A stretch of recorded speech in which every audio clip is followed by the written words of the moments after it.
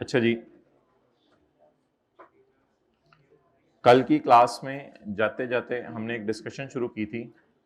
वो डिस्कशन जो है वो ये थी कि अगर कभी एम्प्लॉयर एम्प्लॉय के लिए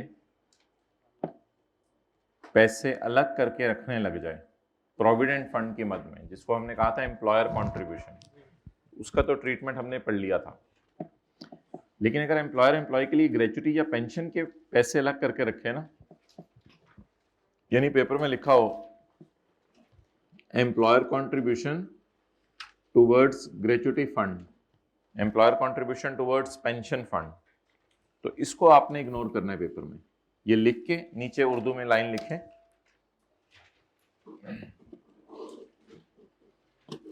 हाइब्रिड में आवाज नहीं जा रही?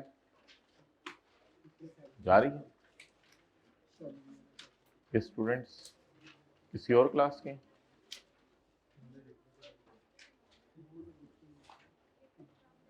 ओके, ये हाइब्रिड में आवाज आ रही है? आवाज आ रही है? देखो हाइब्रिड में नहीं, ये टेक्स्ट के स्टूडेंट्स हैं, तो इस तरह क्यों? से हाइट ऑफ एनीथिंग, भाई आप ही चले जाओ उधर ही।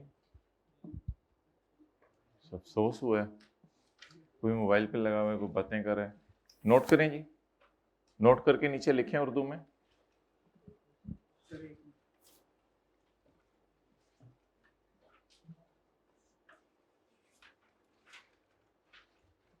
क्या हुआ, आवाज नहीं जा रही थी क्या? एलसीडी डिस्कनेक्ट कर दी हुई थी, आवाज जा रही थी? आवाज भी नहीं जा रही थी? अच्छा अच्छा, इस वजह से मादरत जी। हाइब्रिड में आवाज और तस्वीर आ रही है? हाथ खड़ा कर दें जी। ओके, शुक्रिया। अब हम शुरू करते हैं। ये क्यों क्यों की थी किसी ने डिस्कनेक्ट? अच्छा, खुद हो गई थी। हाँ, लेकिन ये 9:20 हो गए थे, बच्चों को प्रिंसिपल रूम में चला जाना चाहिए था, अभी तक क्लास नहीं शुरू हुई। अच्छा, ये तो खुद पेन लेनी होती है ना। ओके,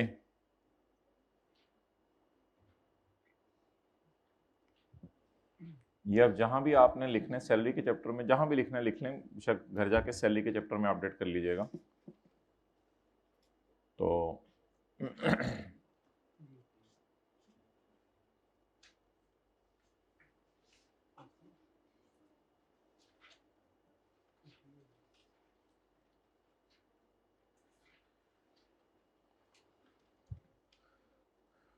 अच्छा, अब नीचे लिखें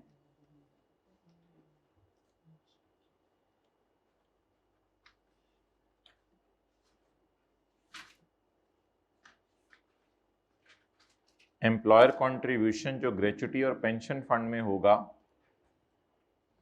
एम्प्लॉयर कंट्रीब्यूशन जो हर साल ग्रेच्युटी और पेंशन फंड में होगा,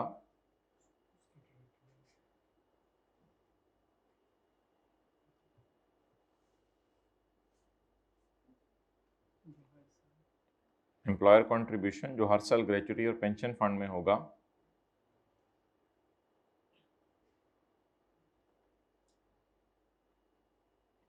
इसको सवाल में इग्नोर किया करेंगे, डैश डाल के इसको सवाल में इग्नोर किया करेंगे।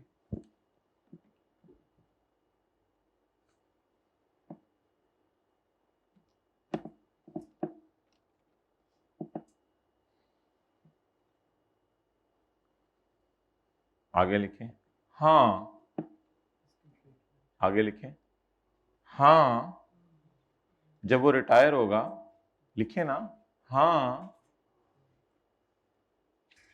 इसी तरह लिखिएगा हाँ, जब वो रिटायर होगा तो फिर पेज 121 के मुताबिक ट्रीटमेंट कर देंगे उस अमाउंट की, जब वो उसको मिलेगी। तो पेज हाँ, जब वो रिटायर होगा तो पेज 121 के मुताबिक देख लें, पेज 121 उसी पेज पे नोट करें। माशाल्लाह, रियली अप्रिशिएट। तो हाँ, जब वो रिटायर होगा तो पेज 121 के मुताबिक जब अमाउंट मिलेगी तो उसकी ट्रीटमेंट कर देंगे।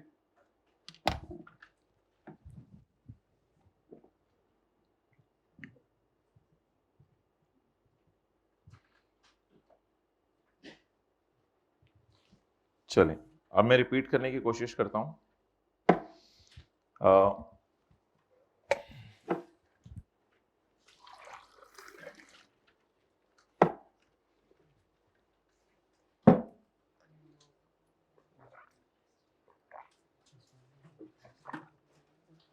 I'll try to repeat. असल में एम्प्लॉयर जो एम्प्लॉय के लिए पैसे अलग करके रखता है ना, कंट्रीब्यूशन इसको कहते हैं, एम्प्लॉयर कंट्रीब्यूशन, एम्प्लॉयर का हिस्सा। असल में इंटरेस्टिंग चीज ये है कि प्रोविडेंट फंड में एम्प्लॉयर एम्प्लॉय दोनों का कंट्रीब्यूशन होता है, लेकिन इसमें सिर्फ एम्प्लॉयर कंट्रीब्यूशन होता है, इसमें एम्प्लॉय नहीं कंट्रीब्यूट करता। एम्प्लॉय कहते हैं मेरे लिए मैं पेंशन रख लूं, ये नहीं है। तो इसमें एम्प्लॉय कंट्रीब्यूशन नहीं होता, सिर्फ कौन कंट्रीब्यूट करता है? हाँ, प्रोविडेंट फंड में तो हमने पढ़ा था कि एम्प्लॉयर भी कंट्रीब्यूट करता है और एम्प्लॉय भी कंट्रीब्यूट करता है, लेकिन ये जो ग्रेच्युटी फंड और पेंशन फंड है इसमें सिर्फ कौन कंट्रीब्यूट करता है? एम्प्लॉयर। यानी अक्लमंद एम्प्लॉयर को पता है कि मैंने यहाँ इसको 6 लाख रुपए देने हैं, तो यहाँ से 20-20 हजार रुपए हर साल रखने लग जाए ताकि रिटायरमेंट के टाइम पे इसको 6 लाख दे दे। अब हर साल जो 20-20 लाख रख रहा होगा, इसका क्या करना है? इसको क्या करना है भाई? इग्नोर करना है भाई, ये सिखाया। Employer contribution in each year to provident to pension और gratuity fund will be ignored, however at the time of retirement. Retirement के टाइम पे जब ये पैसे मिलेंगे तो उस वक्त देख लेंगे इस सफ़े के मुताबिक इन सफ़ों का क्या करना है। अब तो साबित क्या हुआ? जब एम्प्लॉयर इसके लिए अलग करके रख रहा हो तब टैक्स लगाना है, या जब एम्प्लॉयर इसको दे दे तब टैक्स लगाना है? तो इसलिए आप देखें टर्म टेस्ट 1 के क्वेश्चन में क्या लिखा हुआ था।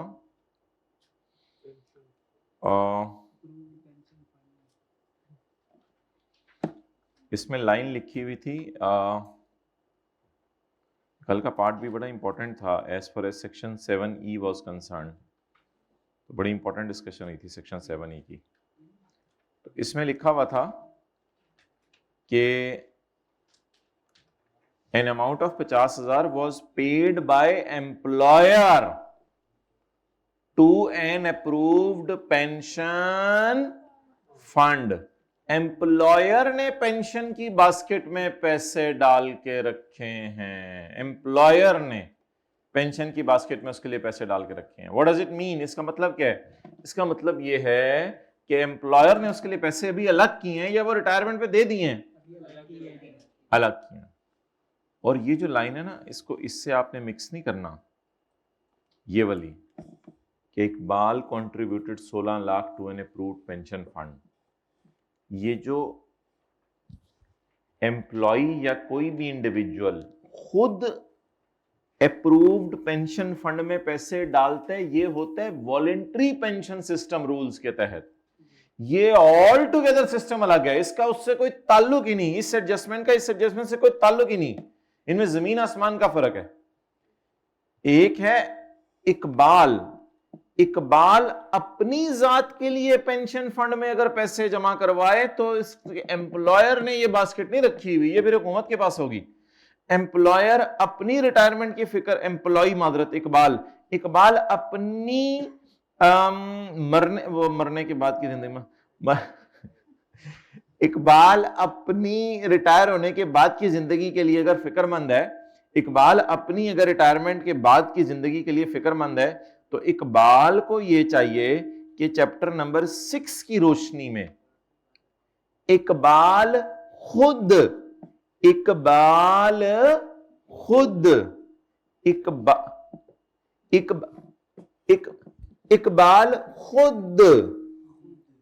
an eligible person earning business or salary shall be allowed a tax credit for premium paid under voluntary pension system rule। तो इकबाल खुद पैसे जमा कराए वॉलंटरी पेंशन सिस्टम रूल्स के लिए अपनी जात के लिए, तो उसमें यह लिखा हुआ करेगा कि इकबाल, उसमें यह लिखा हुआ करेगा इकबाल, यानी उस बंदे ने जमा कराए हैं।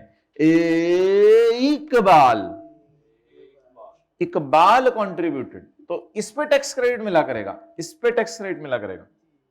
ये जो हमने टर्म टेस्ट का क्वेश्चन 3 था। लेकिन अगर सवाल में लिखा हो एम्प्लॉयर ने पे किए हैं फंड में ताकि रिटायरमेंट के वक्त उस एम्प्लॉयर ने फंड में पे किए का मतलब है एम्प्लॉयर ने एक पेटी खरीद के रखी हुई है जहेज टाइप, तो एम्प्लॉयर ने उस बास्केट में डाल दिया उसके लिए। तो अगर एम्प्लॉयर बास्केट में डाले तो इसका चैप्टर नंबर 6 से कोई ताल्लुक नहीं है और ये वॉलंटरी पेंशन सिस्टम रूल्स नहीं है। और जो एम्प्लॉय खुद अपनी जात के लिए पैसे डाल दे that is called as voluntary pension system. तो ये एम्प्लॉयर वाला कॉन्ट्रीब्यूशन। अब मिसाल के तौर पे मैं चैप्टर 18 में आपको दिखाता हूं एक जगह पे, आप लोगों ने मुझे बताना है ये कौन सा है।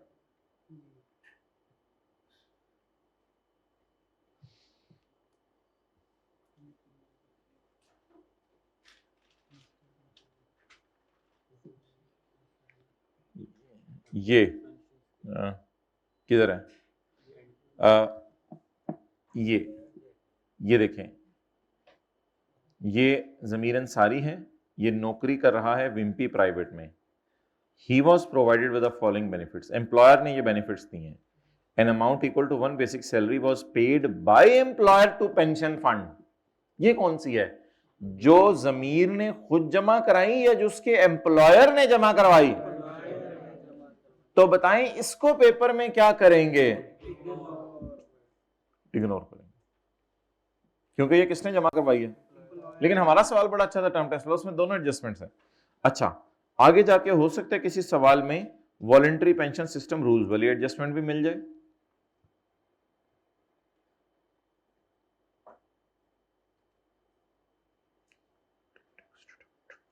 वॉलंटरी पेंशन सिस्टम रूल्स,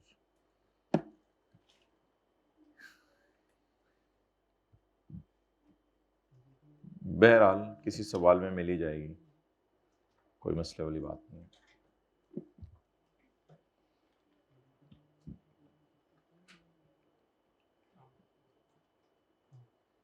चलें छोड़ें। अच्छा, तो अगर बंदा खुद अपनी जात के लिए पैसे जमा करवा दे तो क्या होगा बोलें? सेक्शन 63 लगेगा। उसमें क्या लिखा होगा? एम्प्लॉयर पेड या बंदा कॉन्ट्रीब्यूटेड? बंदा कॉन्ट्रीब्यूटेड। ओके, तो यहीं जहां उर्दू आपने लिखी है थोड़ा सा लिख लें। नोट, वो जो पर्सन अपने लिए वॉलंटरी पेंशन सिस्टम में पैसे जमा करवाता है उसका टैक्स क्रेडिट मिला करेगा। वो जो पर्सन अपने लिए, लिख लें, कुछ नहीं आप भी लिख लें, वो जो पर्सन अपने लिए वॉलंटरी पेंशन सिस्टम रूल में पैसे जमा करवाता है उसका उसे टैक्स क्रेडिट मिलेगा।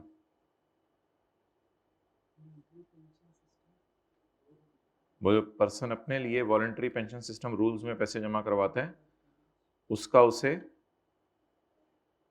टैक्स क्रेडिट मिलेगा।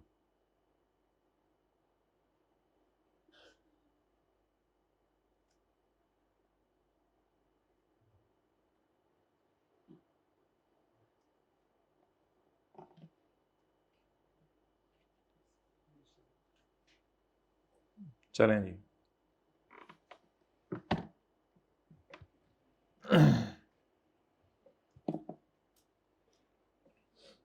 वापस आ जाए चैप्टर 13 में।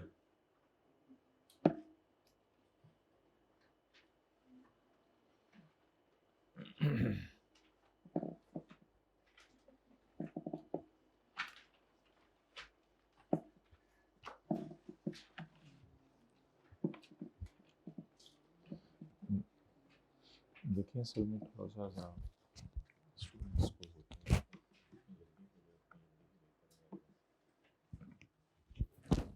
Federal government, provincial government and local government income. Federal government की इनकम माफ है, यानी फेडरल गवर्नमेंट ने अपनी इनकम पे किसी को टैक्स नहीं देना। पेज 334।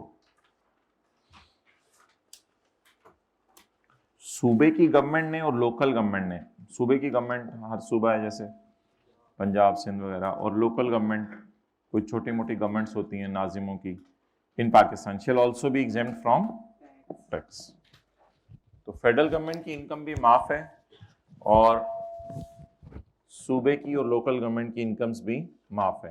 आवाज देख लो भाई, सही आ रही है? हैंड्स फ्री लगा। However income from business derived by सूबे की government from a business outside its इलाका will be chargeable to tax. अगर सूबे वाले अपने इलाके से बाहर जाके कोई बिजनेस करें तो उनकी इनकम पे उनको क्या देना पड़ेगा? टैक्स देना पड़ेगा। यानी अगर पंजाब वाले सिंध में कोई बिजनेस करें, सिंध वाले बलूचिस्तान में जाके कोई बिजनेस करें, तो फिर उनको इस पे टैक्स देना पड़ेगा। तो पढ़ें, हाउएवर इनकम फ्रॉम बिजनेस, जो इनकम फ्रॉम बिजनेस है कौन डिराइव कर रहा है? बोले डिराइव्ड बाय प्रोविंशियल और local government from a business outside its इलाका will be chargeable to tax.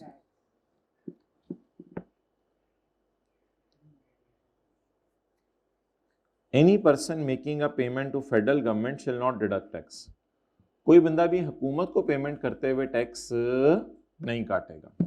यानी हुकूमत को आपने पेमेंट करनी है तो पूरी करनी है, हुकूमत को पेमेंट करनी है तो पूरी करनी है। ऐसी एक अजीब सी मिसाल दे रहा हूं, आप हुकूमत को टैक्स देने लगे, आपने हुकूमत को कहा तो मैं तुम्हें टैक्स देने लगा हूं, ये तो तुम्हारी इनकम होगी, तुम्हारी इनकम पे भी टैक्स कटना चाहिए, मैं टैक्स काट के पैसे देता हूं, अपनी जेब में थोड़े से डाल दिए। थोड़ा समझने की कोशिश करें। आपने हुकूमत को कहा मैंने तुम्हें मैंने जो है वो 1,50,00,000 कमाया, तुम मेरे से 30 लाख ले रही हो। अच्छा 30 लाख तो तुम्हारी इनकम है, तुम्हारी इनकम है, तुम्हारी इनकम पे कोई टैक्स नहीं काटेगा, आ जाओ चलो। ये काम नहीं करना आप लोग। Any person making a payment to federal government shall not deduct tax. Federal government को पेमेंट करते हुए आपने टैक्स नहीं काटना। अच्छा जी, exemption shall not be available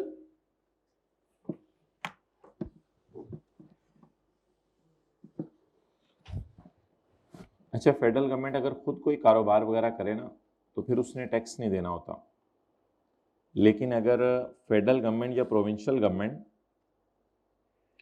कोई कंपनी बना के कारोबार करे तो उस कंपनी ने टैक्स देना। तो इसलिए फेडरल गवर्नमेंट को कहा जाता है कि अपने नाम से कारोबार करे, कि ये हुकूमत कारोबार कर रही है। लेकिन अगर हुकूमत कंपनी बना के कारोबार करेगी तो कंपनी को टैक्स देना पड़ेगा। ये एक एक्सेप्शन है पॉइंट 4 में, बड़ी अजीब सी। बस बात तो खत्म हो गई है, लेकिन बात बड़ी लंबी लिखी हुई है उसने। Exemption shall not be available, shall not be available to federal government and provincial government. Federal government या प्रोविंशियल गवर्नमेंट को एग्जेम्पशन नहीं मिलेगी in case of corporation, company established by or under a federal or in case of a company established by federal law। ये मैं highlight करता हूं, in case of company established by हुकूमत। अगर company को हुकूमत बनाए तो फिर ये बेनिफिट नहीं मिलेगा। फेडरल और प्रोविंशियल लॉ के अलावा कोई और लॉ भी होता है क्या? लोकल लॉज होते हैं, लेकिन वो तो यहां जिक्र नहीं करा बस। और कॉरपोरेशन और कंपनी अगेन वही सेटअप बाय फेडरल गवर्नमेंट, वही बात होगी दोबारा। अच्छा, कुछ लोगों ने कहा कि यार ये तो कंपनी हुकूमत ने बनाई है, कंपनी पे लगेगा टैक्स और टैक्स हुकूमत के खजाने पे जाएगा, तो हुकूमत पे टैक्स लगा रही है। इन्होंने कहा छोड़ो यार, इसी बातें ना किया करो, the above rule is applicable, ये रूल लगता रहेगा। इस बात को इग्नोर कर दो कि अल्टीमेट तो इनकम वो सारी की सारी हुकूमत के पास ही जा रही है, इस बात को इग्नोर कर दो। इस लाइन का मतलब लिखें,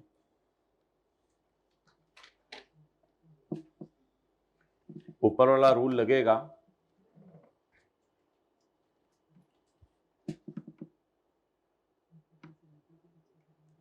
ऊपर वाला रूल लगेगा।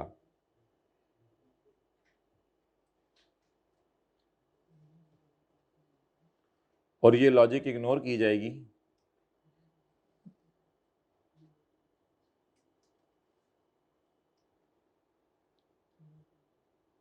कि जा तो टैक्स के पैसे हुकूमत के पास ही रहे हैं,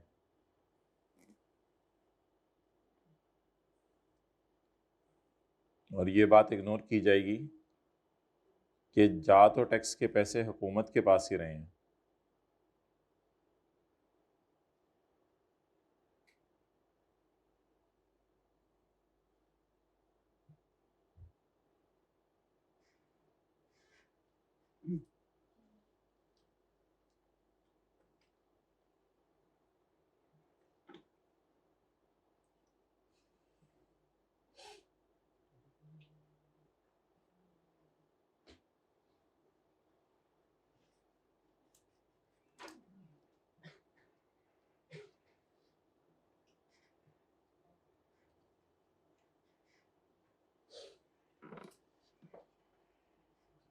ओके,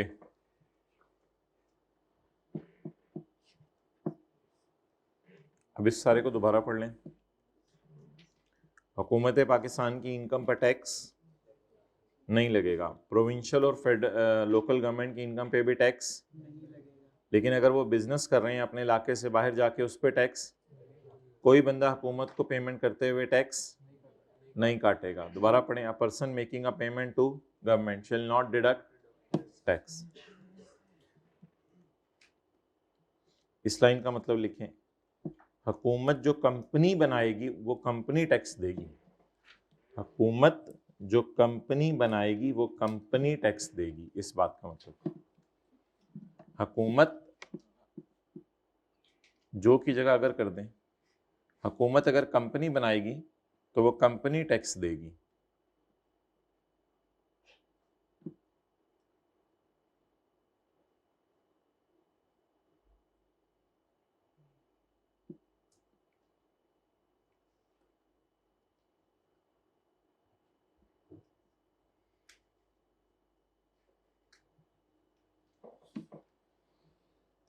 अच्छा, कुछ लोग कहते थे ये क्या बात हुई, हुकूमत अपने आप को ही टैक्स दे रही है, यानी कंपनी जो टैक्स देगी वो तो हुकूमत के खजाने में जाएगा। तो the above rule applies ignoring the fact that ultimate destination resides with the federal और प्रोविंशियल गवर्नमेंट। चलिए अगले पेज पे आ जाएं। Exemptions and tax concessions.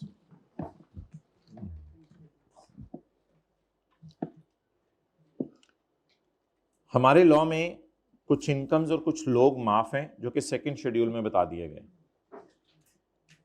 Exempt from tax. जैसे कि पेंशन हमने पढ़ा था सैलरी के चैप्टर में, ये माफ है।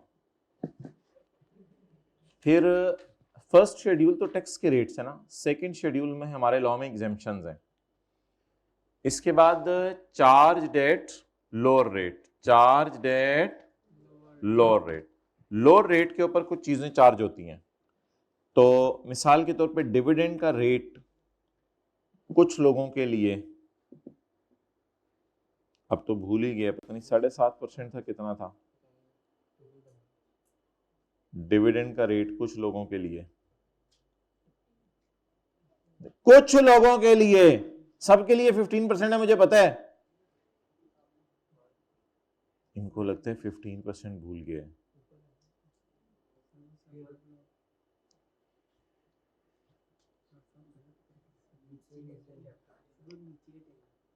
हाँ तो जाने देते हैं ना।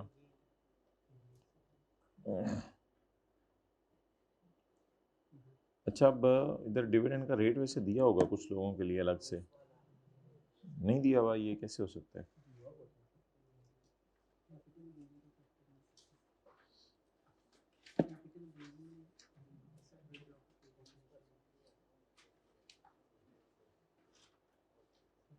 हाँ ये दिया हुआ है ना, पेज नंबर 52 के टॉप पे, पेज नंबर पता नहीं कौन से आपकी किताब का, देख लें। ये रेट दिया हुआ डिविडेंड का, कुछ लोगों के लिए कितने, 52 का टॉप है, कुछ लोगों के लिए 7.5% है। कौन सा रेट है? पेज नंबर 52 का टॉप, कुछ लोगों के लिए 7.5% है। इतना टाइम जाया कराया मेरा। हाँ जी, चैप्टर 4 में ही पेज नंबर, मिसालें लिखवा रहा हूं ना। डिविडेंड का रेट कुछ लोगों के लिए 7.5 पेज नंबर 52 पे हमने पढ़ा था। Allowed a reduction in tax liability, full time teacher allowance. कुछ लोगों को ये अलाउंस वैसे ही नाम है, ये तो टैक्स क्रेडिट होता है असल में। एग्जेम्प्टेड फ्रॉम ऑपरेशन, पहले ये नोट कर लें,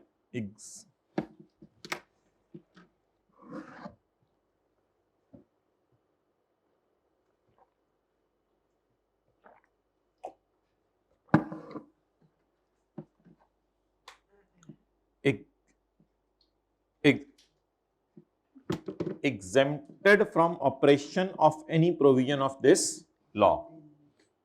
आप लोगों के ऊपर ये प्रोविजन लॉ की नहीं लगेगी। exempted from the operation of any provision of this law।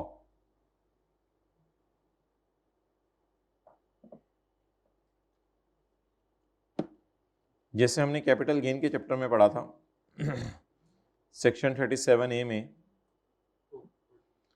कि बैंकिंग कंपनीज और इंश्योरेंस पर सेक्शन 37A नहीं लगेगा। याद आ रहा है? ये पता नहीं, ये अपने if they sell their shares तो फिर इनके ऊपर कोई और सेक्शन लगेगा, हमें उससे क्या है। अच्छा, तो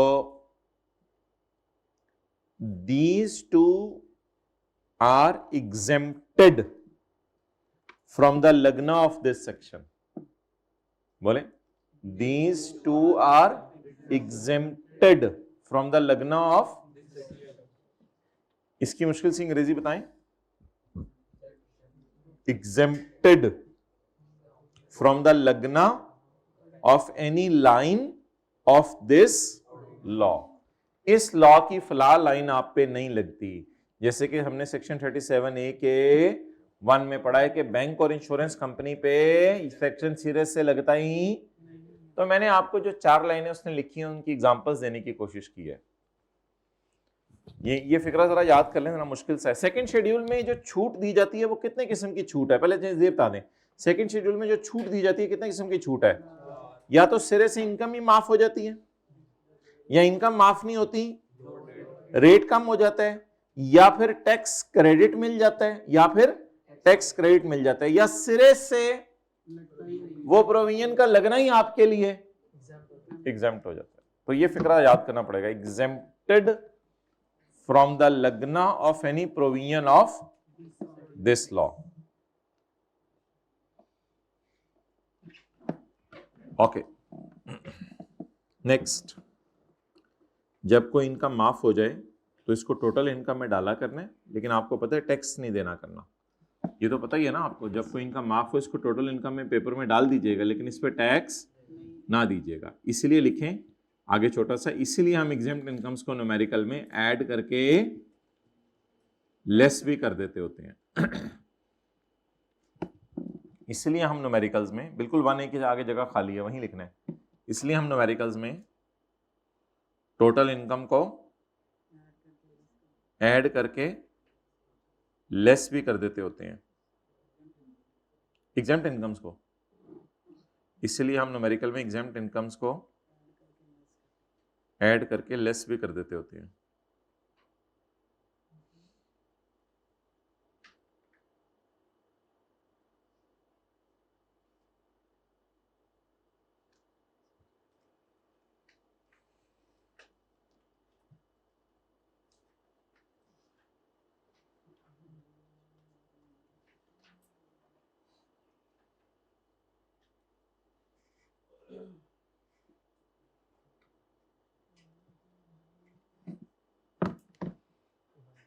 ओके, आगे चलें।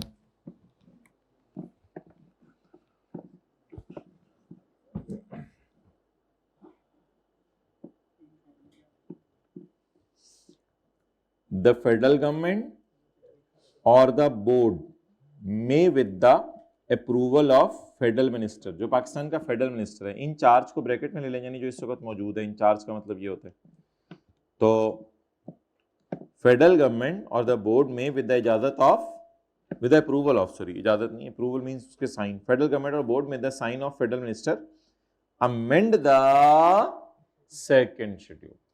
Bye adding any clause, by adding any clause, by omitting any clause. हो सकता है कल कल को पेंशन टैक्सेबल हो जाए तो ओमिट हो जाए ये क्लॉज। हो सकता है डिविडेंड का रेट कुछ लोगों के लिए 7.5% है, ये बात ओमिट हो जाए या चेंज हो जाए, 7.5 की बजाय 8.5 हो जाए। तो बता दें ये किन लोगों को राइट है यहां जाके पंगे लेने की?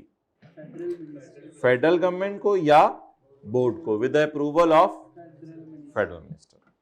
Amend the second schedule, they can amend the second schedule. Amend the second schedule में 4 किस्म की छूट्स हैं, तो बेसिकली इस पॉइंट की हेडिंग होनी चाहिए अमेंड द सेकंड। हाईलाइट हुआ है वैसे, सॉरी अंडरलाइन किया हुआ है मैंने। The federal government or the board may, with the approval of federal minister, amend the second schedule by adding, by omitting, by changing any clause or a condition. In charge मतलब जो इस वक्त मौजूद है, इंचार्ज जैसे प्रिंसिपल साहब अगर room में हैं, और प्रिंसिपल साहब मींस कि इस कॉलेज में के अगर कोई प्रिंसिपल हैं तो उनको इंचार्ज कहा जाएगा। इस वक्त इंचार्ज है, इन कंट्रोल है वो। कंट्रोल नहीं, federal minister prime minister, federal minister और होता है। अच्छा, फेडरल मिनिस्टर जाके देख लो कौन है। अच्छा, all the amendments shall effect any tax year. इन अमेंडमेंट्स का किस साल पे असर पड़ेगा? बोलें, all the amendments shall effect any tax year beginning on any date. Beginning on all the amendments का असर किसी भी साल पे पड़ेगा जो कभी भी शुरू हो रहा हो।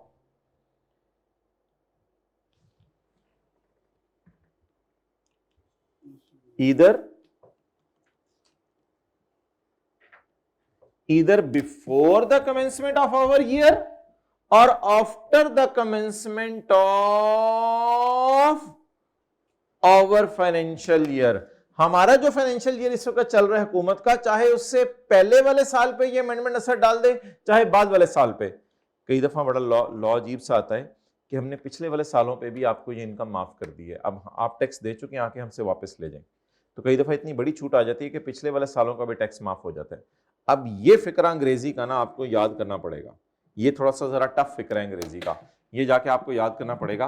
कल भी एक फिक्रा बताया था, लोन असिस्टेड लोन वाला, पता नहीं कौन सा था वो वाला, वो फिक्रा याद करना पड़ा था, वो भी अभी आप लोगों का रहता है। तो ये फिक्रा भी आज 2 लाइनें जरा साथ में ला लें, ये भी याद करना पड़ेगा, पहले समझ लें। आपस में बैठे हो ना तो क्या बात कर लेते होते ऐसी बातें, घर वाले कौन से दिन है। ऑल द अमेंडमेंट्स, जितनी भी अमेंडमेंट्स हैं, शेल इफेक्ट, वो असर डालेंगी एनी टैक्स ईयर, किसी भी साल पे, beginning on any date, either before और after commencement of our financial year in which the notification is. अगर नोटिफिकेशन इशू हुआ 2025 में तो उसका असर 25, 26, 27 में होगा या 24, 23 में भी हो सकता है। तो what is the financial year in which notification is issued? May be 2025, तो आफ्टर वाले साल 26 और बिफोर वाले साल 23 और 24 और आफ्टर वाले 26 और 27। बिफोर फिर वो बताएगा, आमतौर पे नहीं होता ऐसा, हुकूमत नहीं करती इससे, लोग फिर बताएगा वो, फिर कोई भी खां कर सकते। सारी अमेंडमेंट्स असर डालेंगे किसी भी साल जो कभी भी शुरू हो रहा हो, ईदर चाहे पहले शुरू हो रहा हो और बाद में शुरू हो रहा हो, the commencement of year in which the notification is issued, जिस साल नोटिफिकेशन। फेडरल गवर्नमेंट ये सारी चीजें नेशनल असेंबली के सामने पेश कर देगी, all the amendments made by it in the second schedule in financial year. तो फेडरल गवर्नमेंट ये सारी चीजें पेश करेगी, किसको बताएं? Federal government shall place before the National Assembly all the amendments made by it in the second schedule in a. इस financial year में जो भी चेंजेस किए हैं फेडरल गवर्नमेंट ने, वो किसके सामने पेश कर दिया करेगी? नेशनल असेंबली के सामने।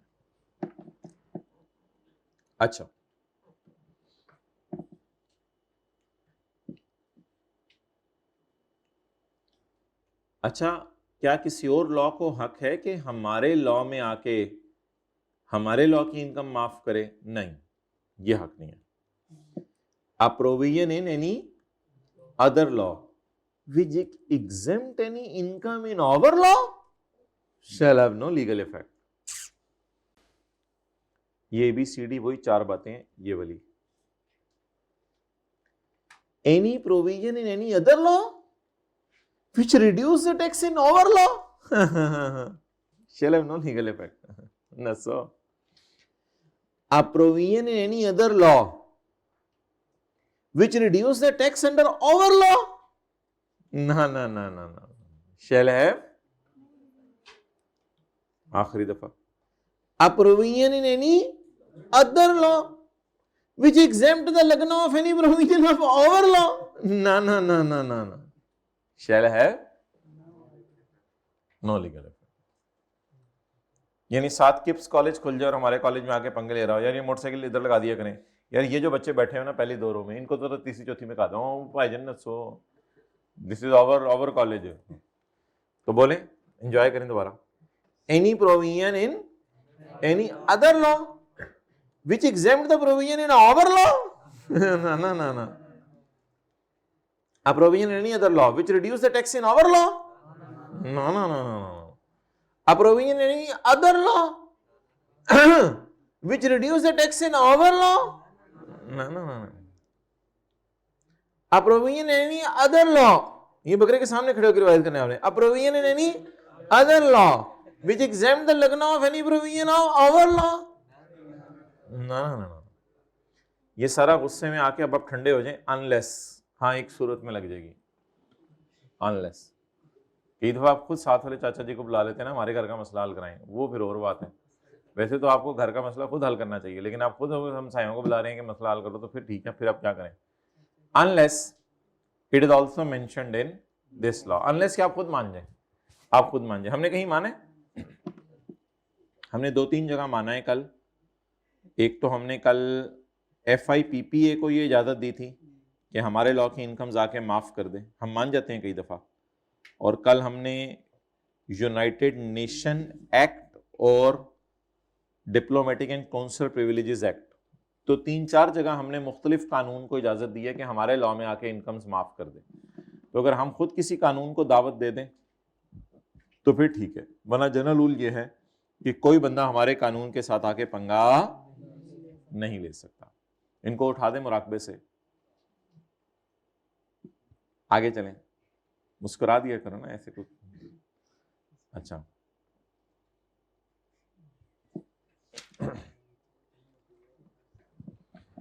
Limitation of exemption, limitation of exemption.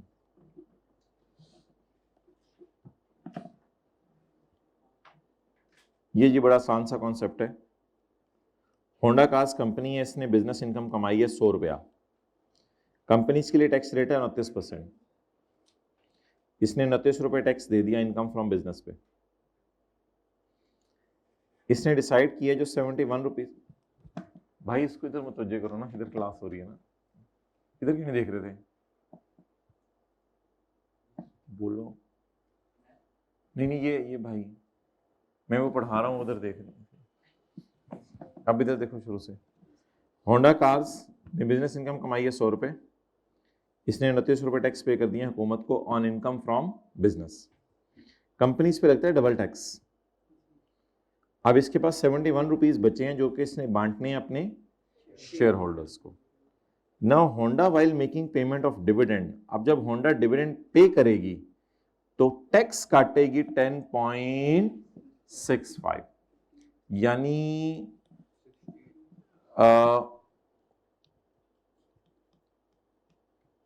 Honda ने क्या कमाई, इनकम फ्रॉम बिजनेस 100 रुपया, इस पे कितना टैक्स पे किया 29, रिमेनिंग कितना बचा 71। ये 71 किसको दिया, शेयर होल्डर्स को। तो इस 71 पे क्या होगी, टैक्स डिडक्ट होगा, कितने %, 15%। तो सॉर्ट ऑफ डबल टैक्सेशन होगी।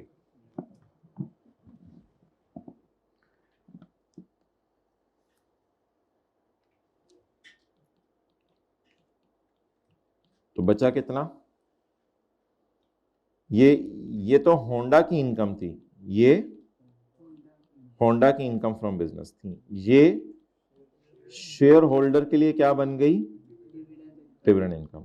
इस पे भी टैक्स लगेगा 10 पॉइंट, और बाकी शेयर होल्डर घर लेके जाएंगे, तो कंपनीज पे डबल टैक्सेशन हो गई। ठीक है, नोट कर लें।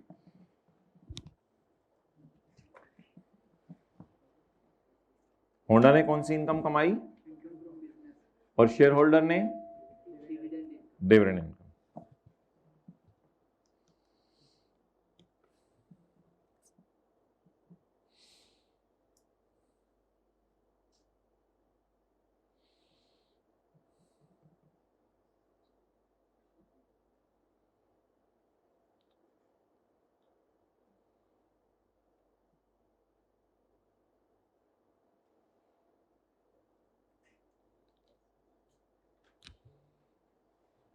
ओके,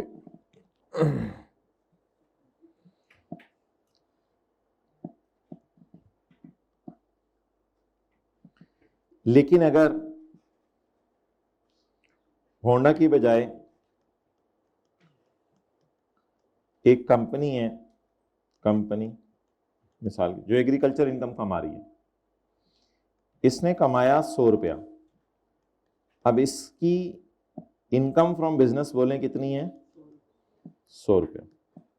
इनकम फ्रॉम बिजनेस पे टैक्स 0, कितना बचा? 100। ये 100 शेयर होल्डर्स के लिए कौन सी इनकम है? अब छूट नहीं है, डिविडेंड पे आपको टैक्स देना पड़ेगा, डिविडेंड पे टैक्स देना पड़ेगा, इधर आपको छूट नहीं है। नाउ शेयर होल्डर्स टैक्स पे करेंगे 15% और घर लेके जाएंगे 85। तो पता क्या चला कि एग्रीकल्चर इनकम तो माफ है, लेकिन जो एग्रीकल्चर इनकम से डिविडेंड दिया जाए वो माफ नहीं है।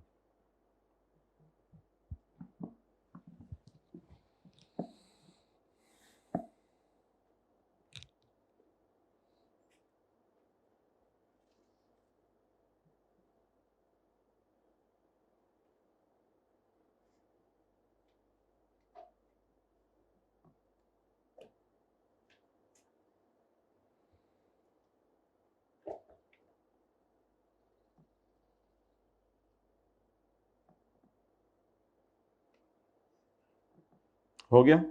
चलें, एक कंपनी की एग्रीकल्चर इनकम कितनी है? 100 रुपया। इसने इनकम टैक्स कितना पे किया बिजनेस इनकम पर? 0। 100 रुपया इसने सोचा शेयर होल्डर्स को बांट दे। Company making payment will deduct tax at 15%। अच्छा, ये जनरल रूल है, जनरल रूल, ये तस्वीर खींचो जरा, ये जनरल रूल है, जनरल एग्जांपल, जनरल रूल ये है कि डबल टैक्स होता है। जनरल रूल क्या है? डबल टैक्स होता है।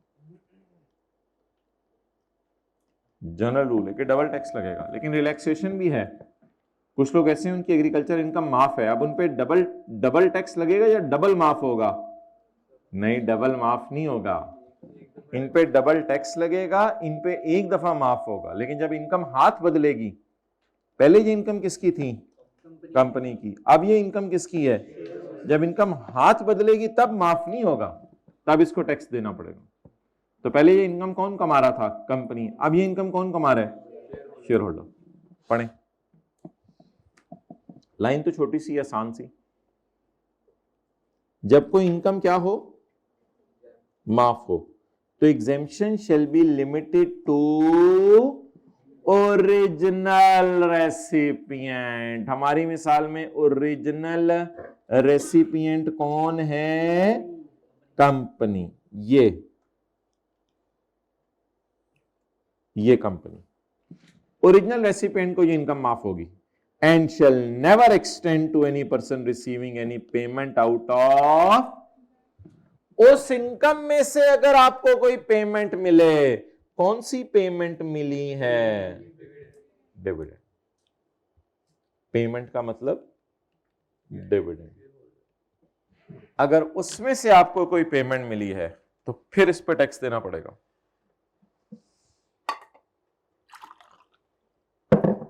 पढ़ लें दोबारा फिक्रा।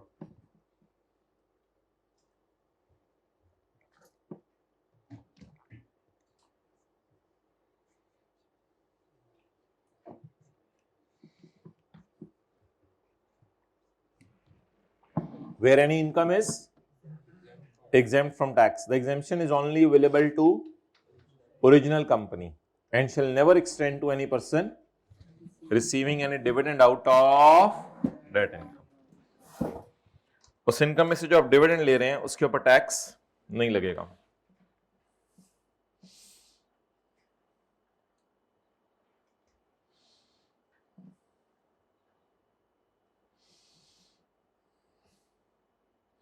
आइए जरा पेज 331 पे।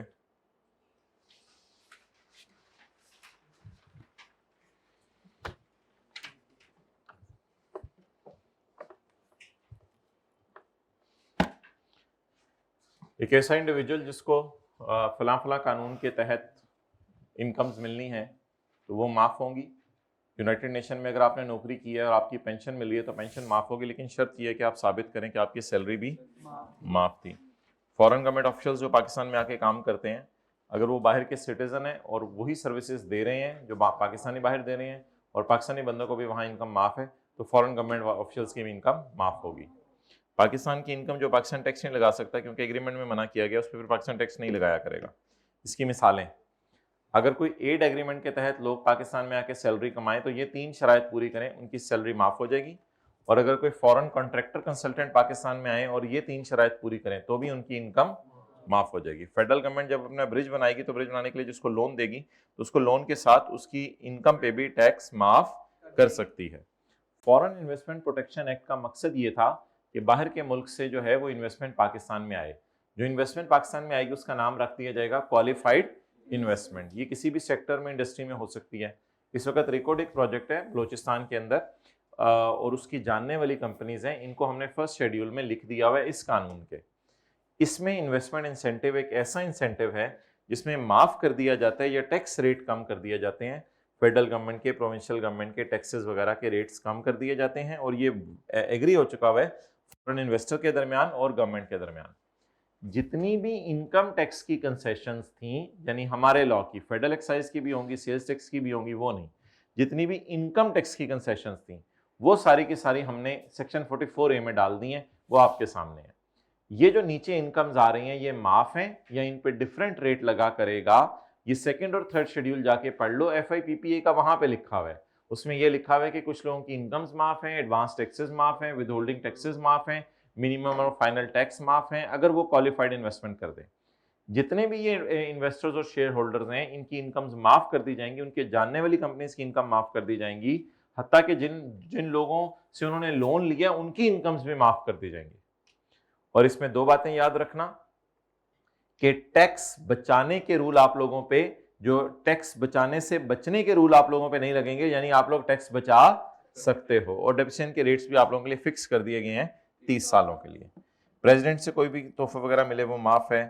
ये पॉइंट अच्छा था। इंटरेस्ट इनकम अगर नॉन रेजिडेंट कमाए, नॉन रेजिडेंट अगर इंटरेस्ट इनकम कमाए तो 4 शर्तें पूरी कर दे। पहली शर्त ये थी कि ये जानने वाले ना हो, लोन बाहर से वाइडली इशू किया जाए और इंटरेस्ट बाहर पे किया जाए और सिक्योरिटी को बोर्ड से अप्रूव कराया जाए। स्कॉलरशिप अगर जानने वाले से मिलेगा तो टैक्सेबल है, वरना माफ है। और support payment under an agreement to लेबर पार्ट हमेशा ही माफ है। जो पैसे भी शोहर को, बीवी को शोहर की तरफ से मिलेंगे वो भी माफ है। हत्ता कि अगर शोहर कोई तोहफा भी दे दे, घर भी दे दे, सब माफ होगा। यानी कि जिस वक्त लेबर पार्ट का एग्रीमेंट हो रहा होगा उस वक्त कई मुआहदे होते हैं। लेबर पार्ट के एग्रीमेंट के वक्त एक मुआहदा ये होता है कि हम तुम्हें जाते हुए घर दे रहे हैं, वो घर जो आया वो भी जो है 20 लाख 30 लाख का होगा, वो भी माफ होगा। मैं तुम्हें फला दुकान देता हूं, वो दुकान भी माफ होगी, वो भी इनकम में नहीं जाएगी। मैं तुम्हें ज्वेलरी देता हूं, वो ज्वेलरी भी माफ होगी, इनकम में नहीं जाएगी। मैं तुम्हें हर महीने पैसे दे दिया करूंगा तुम्हारे जेब खर्च के लिए जब तक तुम जिंदा हो, लेकिन जाओ मेरी जान छोड़ो। मैं भी तुम्हारी जान छोड़ता हूं, तुम भी मेरी जान छोड़ो। बीवी कहती है मैं पहले ही तैयार थी। तो वो जो पैसे मंथली लगा दी बीवी की, वो भी माफ हो गए। हत्ता के एग्रीमेंट में ये भी अगर एग्री हो गया कि बच्चे की स्कूल फीस है वो भी मैं दे दिया करूंगा, तो वो भी माफ होगा। हत्ता कि ये एग्री हो गया कि तुम्हारे घर का बिजली का बिल है वो मैं दे दिया करूंगा हर महीने, तो भी माफ होगा। हर महीने एक जूता मेरी तरफ, पहनने वाला हर महीने एक जूता मेरी तरफ से, वो भी माफ होगा। यानी जो भी इतनी फैसिलिटीज, वो कह रहे हैं तलाक के लिए अच्छा अजीब बातें कर रहा है, इतनी फैसिलिटीज, मैं मिसाल दे रहा हूँ, ये बस डीप डाउन जा रहा है। तो ऐसी सूरत में जो भी अमाउंट मिलेगी सपोर्ट पेमेंट के तौर पे, यानी जाते हुए, वो सारी की सारी क्या होगी, माफ होगी। लेकिन एक बात याद रखिएगा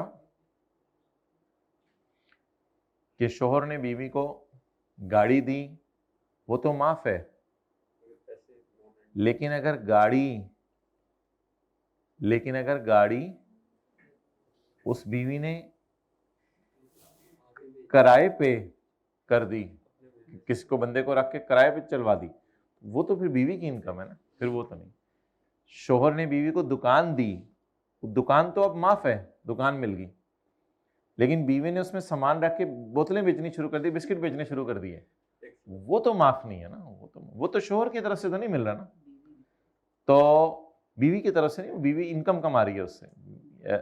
सिमिलरली शोहर ने बीवी को घर दिया, ये घर तुम्हारा है, बीवी बाहर जो है झोंपड़ी डाल के, और बीवी ने घर किराए पे दे दिया, तो ये ठीक है, बीवी की मर्जी, बीवी तंबू में रह रही, घर किराए पे दिया हुआ, तो ये अब घर का किराया माफ नहीं होगा, क्योंकि ये शोहर की तरफ से बेनिफिट नहीं है। तो बेनिफिट सिर्फ कौन सा होगा, जो पुराने शोहर की, बेनिफिट सिर्फ कौन सा होगा, जो शोहर की तरफ से मिला, जो शोहर की तरफ से मिला वो बेनिफिट होगा।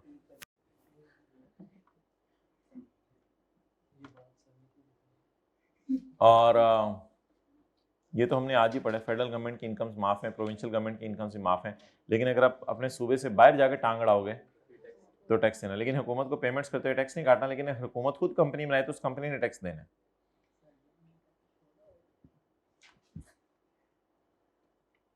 चार किस्म की छूट अवेलेबल है सेकंड शेड्यूल में, हेडिंग है सेकंड शेड्यूल, और बस आगे तो अभी भी पढ़ा है।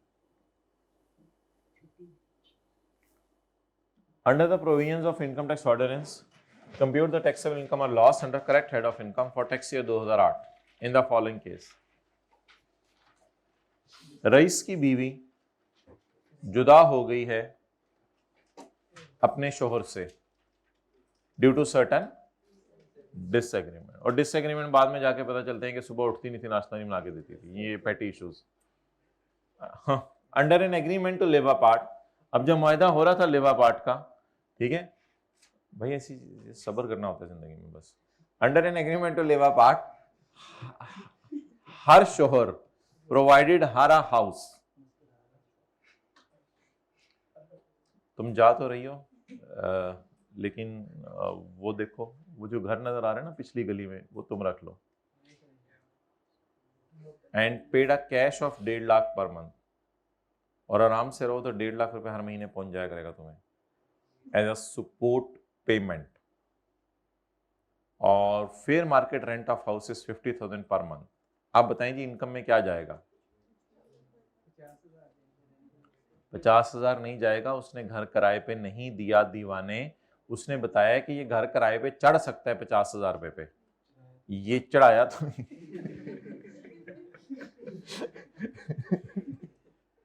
बिल्कुल सवाल यही कह रहे हैं कि घर भी चढ़ सकता है किराए पे, चढ़ाया नहीं उसने, तो जाते हुए उसको बताएं क्या मिला।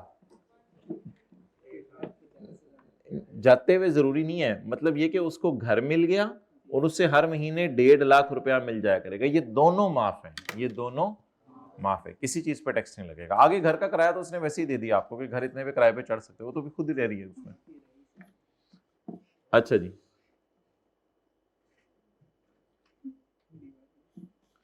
यकम जुलाई 2021 को बिल्कुल टैक्स ईयर अगला शुरू हो रहा था ना, टैक्स पड़ा होगा इसने, तो उस दिन तलाक दे दी। अगला टैक्स ईयर शुरू होते ही उसने पहले दिन, जैसे ही पिछला टैक्स ईयर खत्म हुआ, इंतजार कर रहा था वो, जैसे ही अगला टैक्स ईयर शुरू हुआ 2022, तो 2022 के पहले दिन यकम जुलाई 2021 को अहमद ने बुलाया अपनी बीवी को, और अब हम फैसला करते हैं कि हम अलग रहेंगे, तुम अलग रहोगी, ये जो बेटा है 6 साल का तुम ले जाओ, below are the extracts of the clauses, और आ जाओ बैठते हैं, अब एग्रीमेंट करते हैं।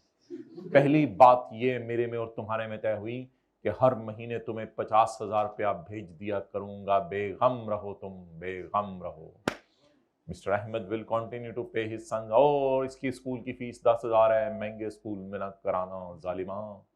सॉरी, पॉइंट 3, इसके अलावा तुम्हें एक दुकान दे देता हूँ, तुम्हारे नाम लगवा देता हूँ, क्या याद करोगी तुम? Shop was already in use by किराएदार, पहले से ही वो शॉप मैंने किसी और को दी हुई है, महीने का किराया 28,000 आ रहा है। बहरहाल तुम्हें ये किराया मिलना शुरू होगा जब तुम्हारे ये नाम लग जाएगी, तब तक किराया मुझे ही मिलता रहेगा। तो जुलाई और अगस्त का महीना लगा प्रॉपर्टी ट्रांसफर कराने में। ऑन यकम सितंबर the ownership was transferred in her name. आप मुझे बताएं 50,000 को क्या करना है? एग्जाम कर देना है। अच्छा, अगर कभी सॉर्ट ऑफ न्यूमेरिकल टाइप आया तो 50,000 को फिर 12 से मल्टीप्लाई करेंगे, क्योंकि हर महीने उसको मिलेगा ना। तो यकम जुलाई को तलाक हो गई है, तो इनकम्स ऐड करके लेस करनी होती है ना, एग्जाम्ड इनकम्स। तो अगर न्यूमेरिकल टाइप आया तो फिर जो न्यूमेरिकल का फेस होगा, बाजी रुखसाना नाम है इनका, नाम नहीं सवाल ने बताया हुआ, क्योंकि फिर घरों की बातें लोगों को पता चल जाती हैं, इसने नाम नहीं बताया हुआ, बस शोहर का नाम बताता है, बीवी का नाम नहीं आजकल आई क्या बता रहा। तो बाजी रुखसाना, और इसमें आप हेडिंग ये डाल दें, income from other source exempt, या जो भी लिख दें एग्जाम्प्ट। तो एग्जाम्प्ट क्या होगा? 50,000 ज़रब 12 जमा 10,000 ज़रब 12। Ahmad will transfer the ownership of shop, और शॉप की फेयर वैल्यू वो सवाल ने दी नहीं हुई। अगर न्यूमेरिकल आया तो ये तीनों फिगर्स ऐड करनी है आपने, और ऐड करके एंड पे लेस कर देनी है।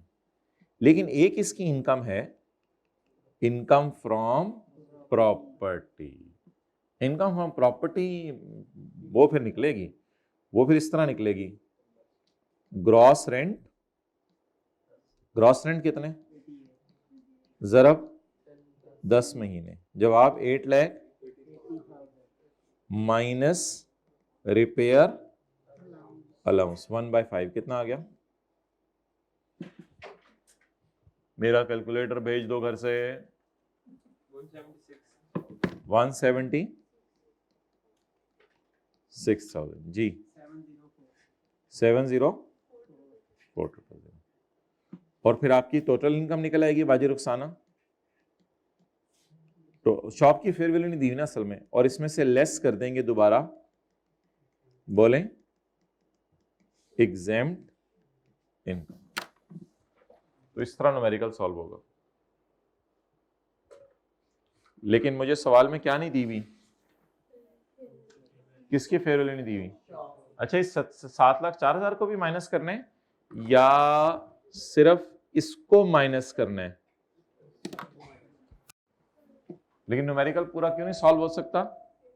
क्योंकि शॉप की फेयर वैल्यू नहीं दी हुई। नोट कर लिया? बाइक को उठाना पड़ता है। तुम्हारी बॉल पॉइंट क्यों नहीं कल आए थे क्लास में? वो उदास हो गया था, तबीयत खराब थी, वो कह रहा था लड़ाई हो गई है। इसकी बात मुझे सच लग रही है। बस अब तस्वीर खींच लो, उन्हें अभी तक नोट नहीं किया है। मोबाइल यार टच स्क्रीन ना रखो ना, ऐसे टाइम ज़ाया होता है।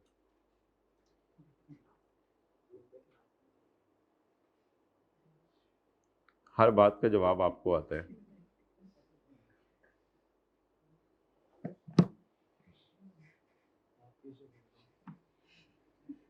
गलत बात है।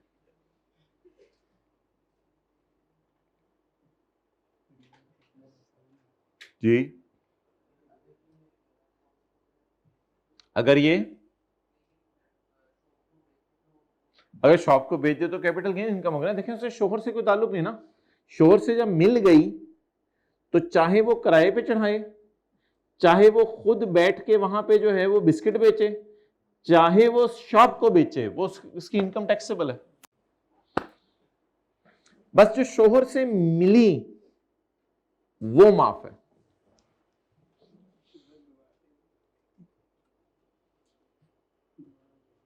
Under the provisions of Khala J Ordinance, briefly explain the treatment of above agreement in the income tax return of Mrs. Ahmed, जिसका नाम हमने रुखसाना रखा है. Also specify the head of income under which each of the above receipts will be classified. तो income received by a spouse as a support payment under an agreement to live apart, ये तो वो फिक्र है जो कल आप लोगों ने याद किया था. ये पता नहीं आज याद करने का प्रोग्राम है, जो भी है आप लोगों के प्रोग्राम आपको ही पता होते हैं. Any income received by a spouse as a support payment under an agreement to live apart shall be exempt from tax. As 50,000 are being received by Mrs. Ahmed under an agreement to live apart, this amount will be exempt. Similarly, school fees paid by Mr. Ahmed of 10,000 will also be exempt. Rent received from shop will be considered as income of Mrs. Ahmed, and it will be classified under that income from property. The rent amount will be included in the income from the date of transfer of ownership. Total amount to be included in Ahmed income property is 8,80,000 और उसमें से repair allowance minus कर देंगे, ये भी लिख सकते हैं. लेकिन आई के अपने सोल्यूशन में देखें कंजूसी की है. आई के अपने वो नहीं लिखा हुआ कि शॉप भी इसको मिली है, क्योंकि शॉप की फेयर वैल्यू नहीं दी हुई थी. तो वो शॉप की फेयर वैल्यू भी इग्नोर करेंगे आप अगर सवाल में दी हो, क्योंकि शॉप भी तो एक बहुत बड़ी चीज़ उसको मिली है. शॉप पता नहीं 10 लाख की हो 20 लाख की हो, वो तो एक बड़ा बेनिफिट मिला है.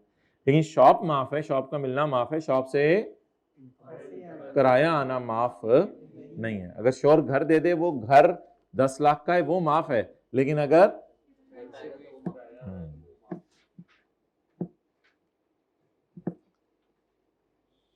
अच्छा, इसमें ऐसी एक बात मेरे जहन में आई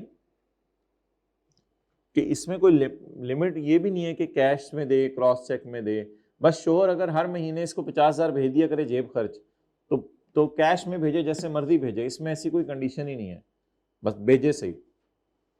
वो भेजा तो माफ होगा सब. भेजा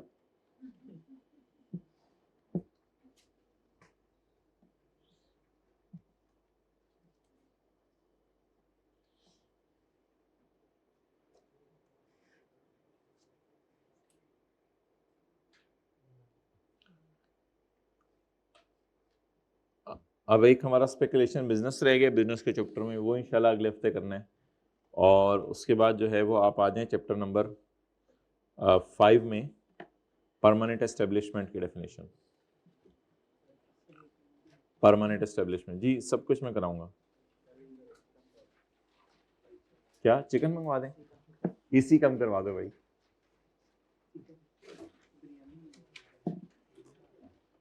अच्छा जी, चलें भाई परमानेंट एस्टेब्लिशमेंट की डेफिनेशन निकाल लें.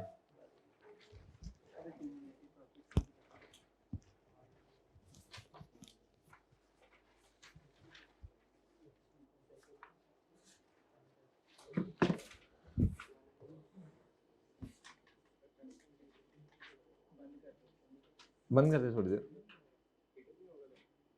ये लैपटॉप खैर है, चलो कर दो थोड़ी देर. परमानेंट एस्टेब्लिशमेंट असल में अक्सर ये होता है कि नॉन रेजिडेंट्स पाकिस्तान में आ जाते हैं, तो देखना ये पड़ता है कि क्या वो परमानेंटली एस्टेब्लिश हुए हैं या नहीं हुए. तो permanent establishment in relation to a person means a place of a business through which the business of person is wholly or partly carried on. अगर आप यहाँ आके बिजनेस कर रहे हैं तो समझा जाएगा आप पक्के एस्टेब्लिश हो गए हैं पाकिस्तान में. आपने जो है वो बुनियादें कायम करनी शुरू कर दी हैं पाकिस्तान में, जड़ें मजबूत हो रही हैं आपके पाकिस्तान में. अ प्लेस ऑफ मैनेजमेंट, कहीं आप मैनेज कर रहे हैं आके चीजें. ब्रांच आपने खोल लिया पाकिस्तान में, फिर तो आप पक्के एस्टेब्लिश हो गए हैं. ब्रांच ही खुल गई अगर आपके दफ्तर बाहर के मुल्क के फॉरेन हेड ऑफिस है, उसकी कोई ब्रांच पाकिस्तान में खुल गई, पीछे का रह गया, आप तो पक्के एस्टेब्लिश हो गए. आपने अपना कोई दफ्तर खोल लिया, आपने फैक्ट्री बना ली और मजदूरों को नौकरियां देनी शुरू कर दी, तो भाई आप नॉन रेजिडेंट है. जो बाइडन आप अपनी जगह पे होंगे, आप हमारे पक्के एस्टेब्लिश होंगे आप पाकिस्तान में. प्रेमिसेस फॉर सॉलिसिटिंग, असल में ये यहां लिखा नहीं हुआ, ये नॉन रेजिडेंट्स की पक्की एस्टेब्लिशमेंट के कॉन्टेक्स्ट में यूज होता है, क्योंकि लोग अक्सर खुद बाहर रहते हैं और लोग अक्सर बाहर रहते हैं और अपनी फैक्ट्रीज पाकिस्तान में खोली होती हैं. अब एक बंदा है, वो कहता है कि जी मैं तो 100 दिन पाकिस्तान आया हूँ, बस हर साल 100 दिन के लिए पाकिस्तान आता हूँ.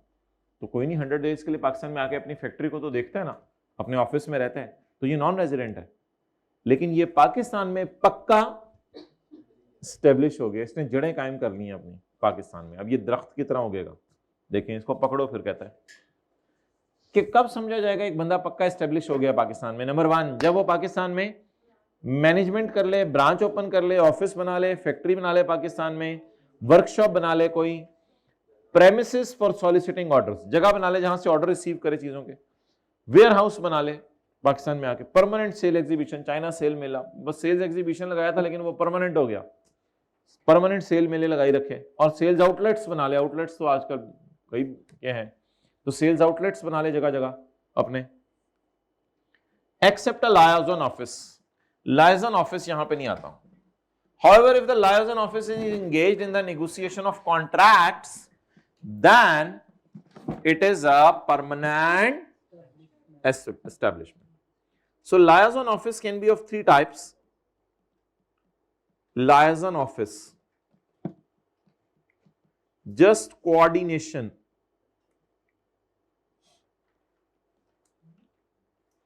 Liaison office is a just coordination office.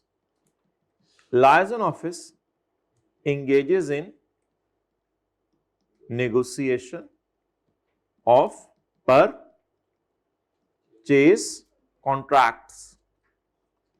The liaison office engages in negotiation of sales contract. So if the liaison office is just a coordination office, so it is not a PE. And if the liaison office engages in negotiation of contracts, only purchase contracts, then it is not a PE. But if the liaison office is selling the goods, alhamdulillah, it is a PE. इसकी मिसाल समझ लें, फिर उसके बाद note कर लीजिएगा। मिसाल के तौर पे आप एक जगह पे गए और वहां पे कुछ सिक्योरिटी कैमरास का ऑफिस था, लेकिन आपने कहा यार ये तो पाकिस्तान की कंपनी नहीं है। उन्होंने कहा हाँ ये बाहर की कंपनी है। आपने कहा मैं फिर खरीदना चाहता हूं इनसे, तो उन्होंने कहा sorry, we can not negotiate sale contract, we are not engaged in negotiation of sale contract, we can not sell you cameras. आपने कहा फिर इधर अंडे तो नहीं बैठे हो तुम, फिर इधर लसूड़े का चाट डालने आए हो? We just a coordination office, आपकी कोऑर्डिनेशन वगैरह करा देते हैं, बाकी आप उन्हीं से बात करें, और फिर पेमेंट भी आप उनको ऑनलाइन करेंगे, वो डिलीवरी भी आपके घर करेंगे, हम बीच में नहीं पड़ेंगे। हल्की फुल्की कोऑर्डिनेशन करानी है तो बस करवा देते हैं, इससे ज़्यादा हम कुछ नहीं कर सकते बस। तो इट इज़ नॉट अ पक्की एस्टेब्लिशमेंट, क्योंकि ये डायरेक्टली सेल नहीं कर रही, इनडायरेक्टली तो शायद आप कहते हैं सेल कर रही है, डायरेक्टली सेल नहीं करवा रहे। और थोड़ी देर से बाद गए आप, 2 साल बाद आप गए, तो उन्होंने आपको कहा सर, अभी नोट ना करें, उन्होंने आपको कहा सर आप अब हमारे से कैमरास ऑर्डर करवाएं, आप बताएं आपको कौन सा कैमरा पसंद है, आप पेमेंट करें, काउंटर पे जाके पेमेंट करें, कैमरा हम इंशाल्लाह बाहर से मंगवाते हैं, आपको इधर से ही मिलेगा, चलो साइड पे हो, इधर से मिल जाएगा इंशाल्लाह, ये जो काउंटर पे बंदा बैठा है ना यही आपको दे देगा कैमरा, 2 महीने बाद आ जाए आप। तो now you are engaging in the negotiation of sale contract. Purchase contract तो सिंपल ये होते हैं ना कि बाहर के मुल्क में किसी ने फर्नीचर बनाना है तो वो पाकिस्तान से लकड़ी खरीद ले, तो अब एक दफ्तर बना ले बाइंग के लिए, वो तो फिर आप पक्के एस्टेब्लिश नहीं हुआ, पाकिस्तान में कोई चीज़ बेच नहीं रहे, आप सिर्फ पाकिस्तान से रॉ मटेरियल उठा के बाहर के मुल्क में लेके जा रहे हैं, आप पाकिस्तान में सेलिंग नहीं कर रहे, आप सिर्फ पाकिस्तान में आपने दफ्तर कायम किया हुआ चीज़ें क्या करने के लिए, परचेज करने के लिए। तो अब ऐसी सूरत के अंदर जो है वो कौन सा है ये,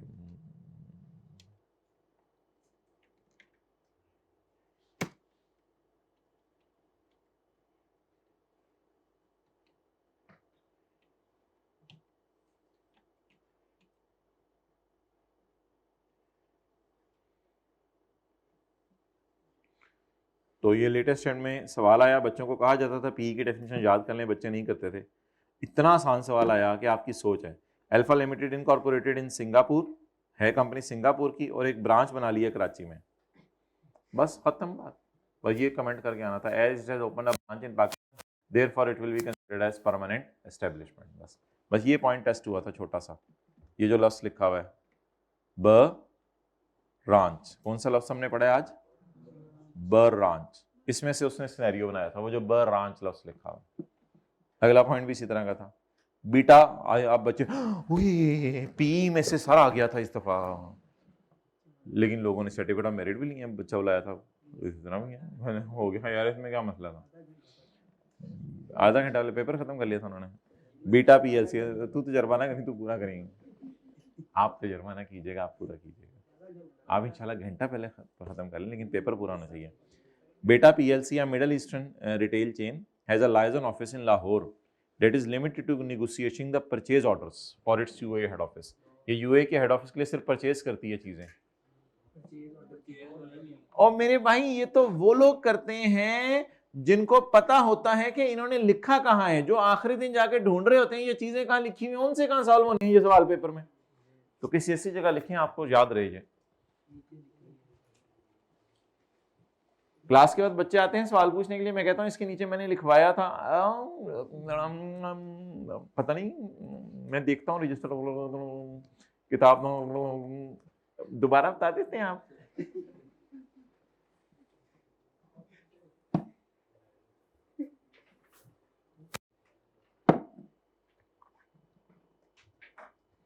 जब तक ये सवाल नहीं आया हुआ था तो लोग ऊपर ऊपर से लिखते थे, अब आपको इस तरह का सवाल दिखा दिया, आप दिल से लिख रहे हैं, तो बाकी चीजें जो लिखवाई हैं वो भी तो आ सकती हैं। पहले बताना था 70 दिन होने वाले हैं, पहले बताना था, नहीं तो क्या 12 साल एफएससी तक झक मारते रहे हम।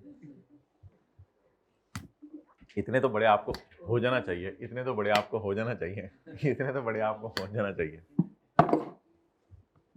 वो कह रहे खेलने अम्मी जान नहीं है अभी।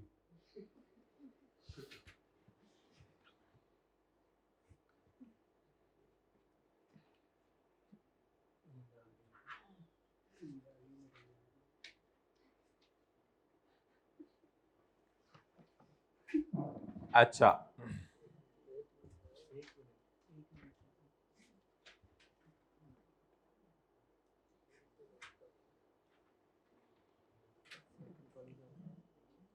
हाँ कल कॉलेज नहीं,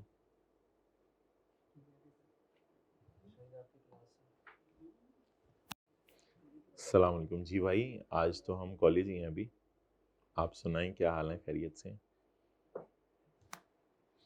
ये बस 4 छुट्टियां दी हैं इन्होंने सिर्फ, वो जो गवर्नमेंट हॉलीडेज है ना, बिल्कुल उसके मुताबिक चले हैं ये। अच्छा जी चलें आगे।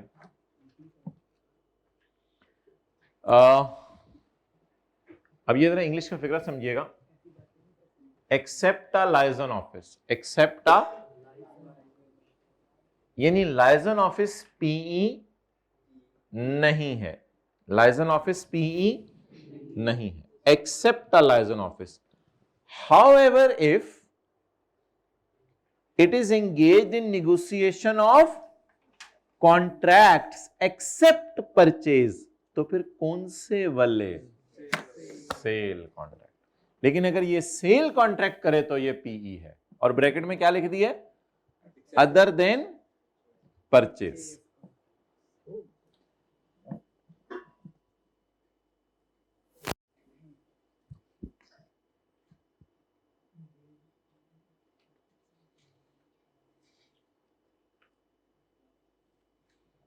अच्छा जी, जमाना बहुत एडवांस होता जा रहा है, चलें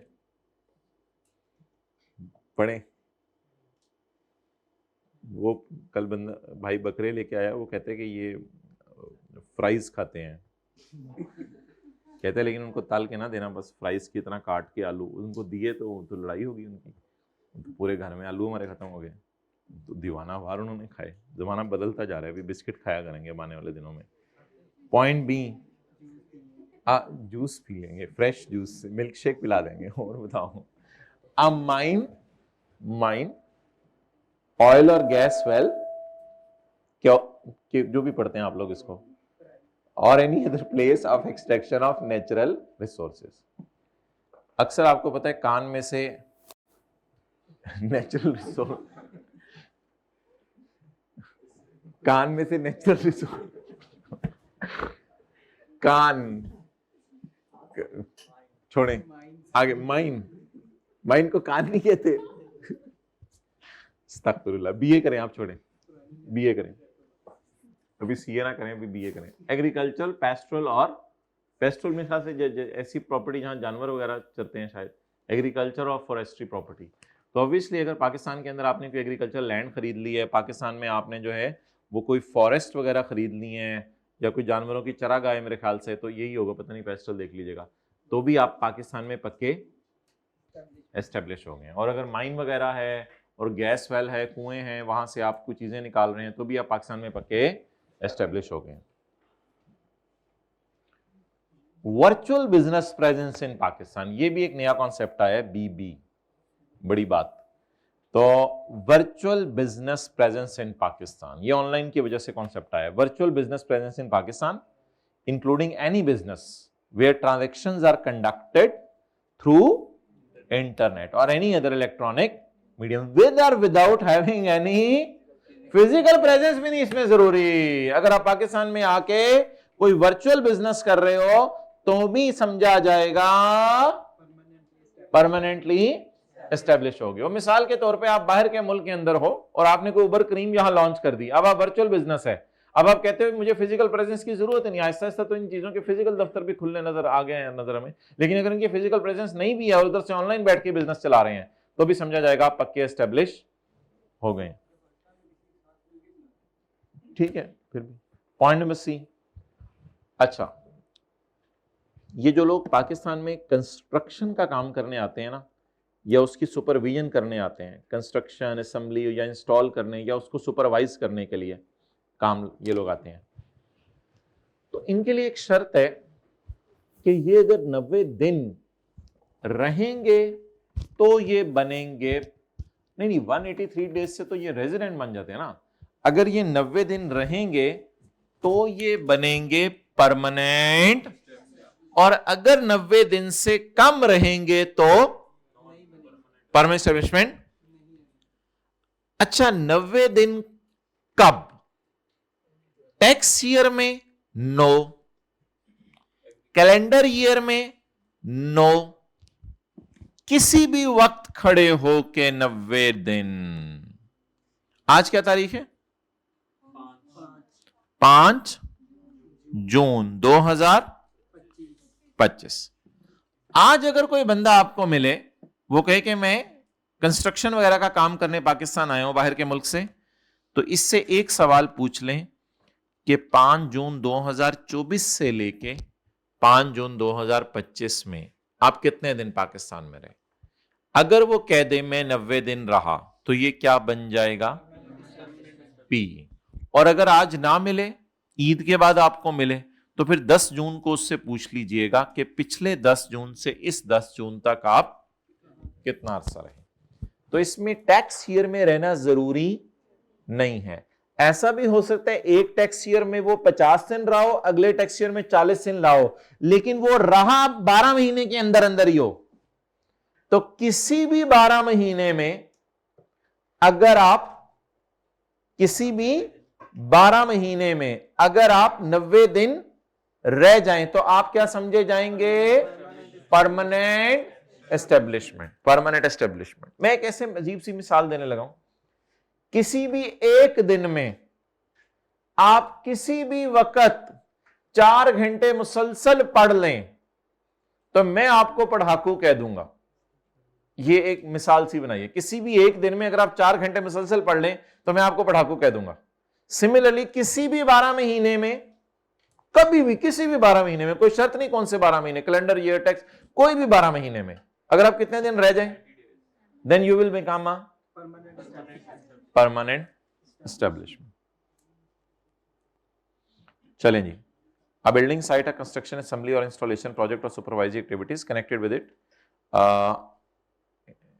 it that continue for a period और पीरियड्स एग्रीगेटिंग मोर देन, ये काम 90 दिन या उससे ज्यादा चले, within any 12 months, within any 12 months, within any 12 months.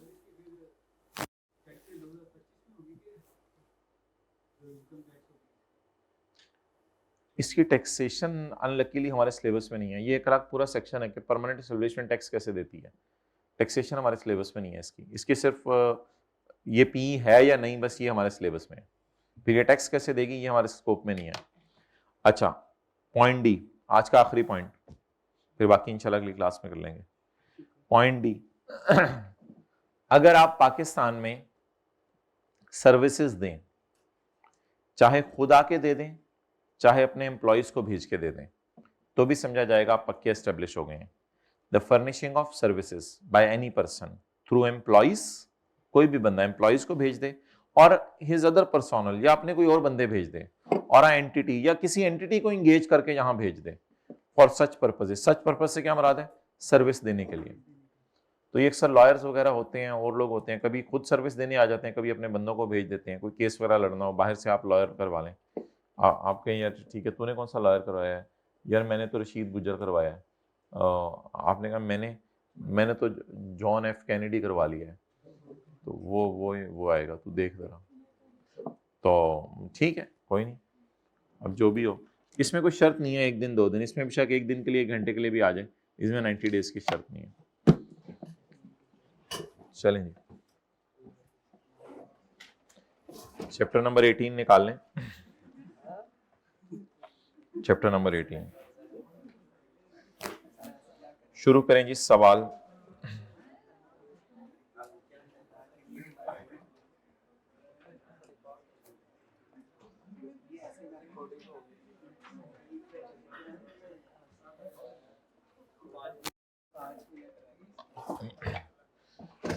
Question number 27। Ahmad गाजी, काफी दिन हो गए असल में सैलरी का न्यूमेरिकल नहीं किया, और प्लीज फोकस कीजिएगा, 10 मिनट में हमने खत्म करना है, ज्यादा टाइम नहीं है हमारे पास। Ahmed Ghazi has been working as a director production in Delta Pakistan Limited for last 3 years. He received the following emoluments from DPL during the year ended 30 जून 2008. 30 जून 2008 को ये emoluments मिली हैं इसको। बताएं my dear, basic salary 6 lakh ज़रब 12, बोले my dear 77800। House rent allowance है या ये घर है? हाउस रेंट अलाउंस है या अकोमोडेशन है? जब अकोमोडेशन हो ना तब करना होता है higher of 45% of basic salary. अभी तो हाउस रेंट अलाउंस है, तो हाउस रेंट अलाउंस को सिंपली क्या कर दें, ऐड कर दें माय डियर। कितना है? 95,000 इंटू 12 1140। यार थोड़े से बड़े हो गए में, आपको जरूरत महसूस हो रही है नोट करने की, या इन पे तस्वीर खींच लेंगे?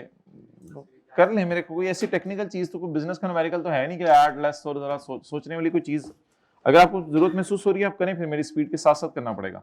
लेकिन अगर आप चाह रहे हैं कि अच्छे तरीके से समझ लें तो फिर अटेंटिव रहें मेरे ख्याल से।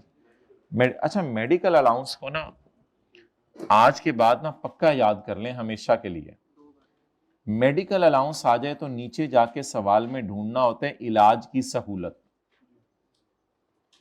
इलाज की सहूलत ढूंढने के बाद ये देखना, अच्छा मेडिकल अलाउंस को नहीं देखना होता है एज पर टर्म्स है या नॉट एज पर टर्म्स है, इलाज की सहूलत को देखना होता है एज पर टर्म्स है या नॉट एज पर टर्म्स है। मेडिकल अलाउंस को नहीं देखना होता है एज पर टर्म्स है या नॉट एज पर टर्म्स है।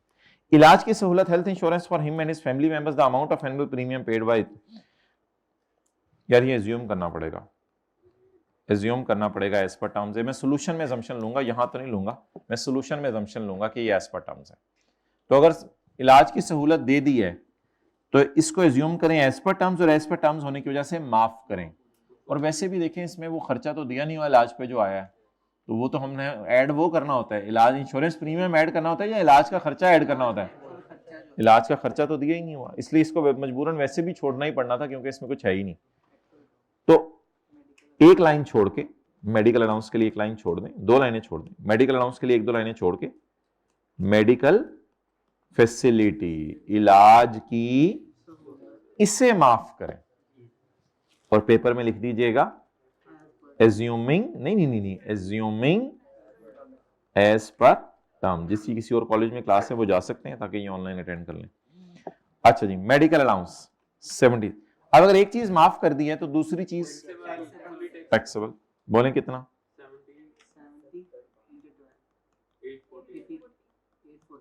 8 लाख। डन, बस कॉन्सेप्ट पे फोकस करें। Return a ticket for Dubai for him and his family as a तोहफा for achieving the production target. Well done add करते हैं, जो भी तोहफा वगैरह। 5 मिलियन का loan was given to him on 1 अगस्त 2027 एट 6% पर एनम। लोन आपको पता है किससे ज्यादा है? 1 मिलियन से ज्यादा है। अगर लोन 1 मिलियन से कम होता फिर तो आपको पता है सैलरी में ऐड ही नहीं करना होता, छोटा मोटा लोन था ना। फिर अभी तो लोन अच्छा खासा है। तो 5 मिलियन का 6% लें या 4%? लेकिन लोन को और गाड़ी को अगर साल के दरमियान में दें तो मंथ्स बेस पे भी अपोर्शन कर सकते, नहीं करेंगे जी। लोन की अमाउंट 5 मिलियन इंटू 11/12। किसी और कॉलेज में क्लास है फिर? अच्छा घर जाना, ठीक। 183 हो गया जी।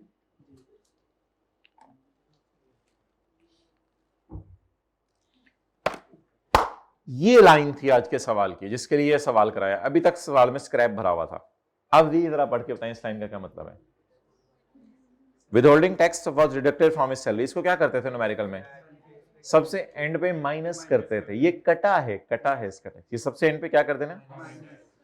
आज इस लाइन के बाद एक और फिक्रा लिखा हुआ है, ये टैक्स कटा भी और इसको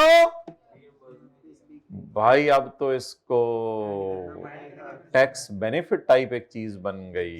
ये 3 स्टेप वर्किंग नहीं करनी, एग्जैक्ट यही अमाउंट अब उसको रीइंबर्स हुई है, वरना 3 स्टेप वर्किंग करते हैं हम। अगर लिखा होता ना tax on his salary is to be borne by employer तो फिर 3 स्टेप वर्किंग करते, फिर टैक्स नहीं गिवन था। ये टैक्स कटा और उसको बुला के हमने कहा ले ले वापस भी ले ले नहीं वो जो बिक रहे हैं आजकल ले। तो ये टैक्स कटा और कट के वापस भी मेरे ख्याल से तो इसको सैलरी में भी डाल दें। एंड पे वो तो कर देंगे जो करना होता है, पता नहीं आपने लेस करना होता है, एंड पे लेस तो कर देंगे, लेकिन ये टैक्स इसको क्या हो गया है? रीइंबर्स हो गया टोटल। 3 स्टेप वाली वर्किंग तब करेंगे जब टैक्स की अमाउंट ना दे। और फिर फिक्रा पता है क्या, एक मिनट, फिर फिक्रा पता है क्या लिखा होगा? फिर फिक्रा लिखा होगा tax on employ salary is to be borne by employer. फिर टैक्स नहीं दिया होगा।